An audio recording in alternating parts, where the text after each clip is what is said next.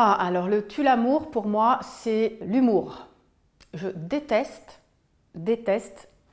les gens qui rient.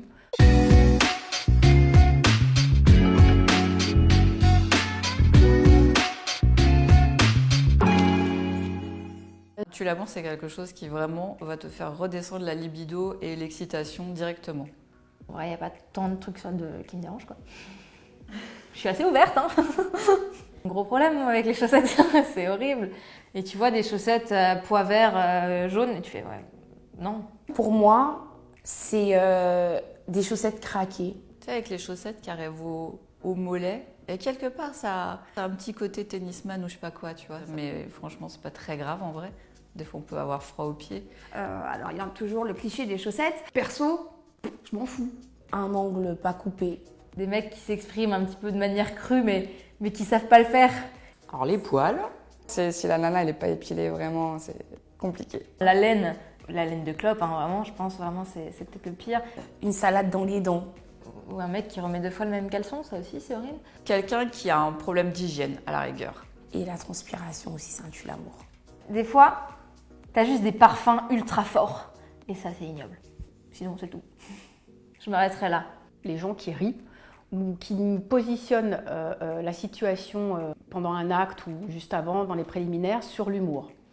Pour moi, ça c'est un vrai tue l'amour. C'est que la personne n'était pas certainement à l'aise ou alors qu'elle avait peut-être bu trop de bière avant et du coup, elle était un peu euphorique. Ton partenaire ou ta partenaire n'est pas du tout dans l'échange, dans l'écoute de ce que toi, tu peux vouloir. Ça, pour moi, c'est le pire des tue l'amour. C'est quand il n'y a aucun partage. D'ailleurs, c'est le genre de choses où je préfère partir. Ça n'a aucun intérêt.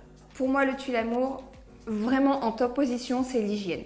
Il faut qu'il y ait une hygiène irréprochable, sinon c'est juste pas possible. Moi, quelqu'un qui ne prend pas une douche systématiquement avant une relation sexuelle, non, moi ça passe pas. Mais le tue l'amour, ça va être les odeurs. Problème d'odeur.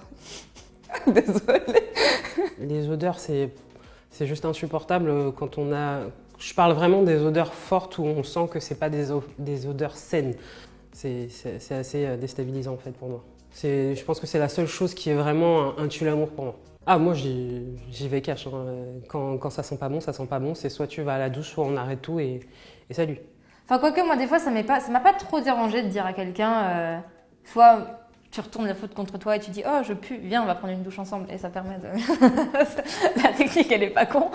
J'étais plus jeune et je suis partie dîner au restaurant avec un homme et il avait les ongles noirs. J'étais choquée. Et puis chacun est rentré chez lui. Est-ce que moi, j'ai déjà été un tue l'amour? Sûrement. Peut-être. Je sais pas, je me suis jamais posé la question.